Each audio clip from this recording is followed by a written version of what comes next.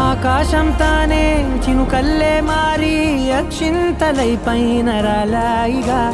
ఆ ఉరుముల శబ్దం మనసున నిశ్శబ్దం మోగాయిలే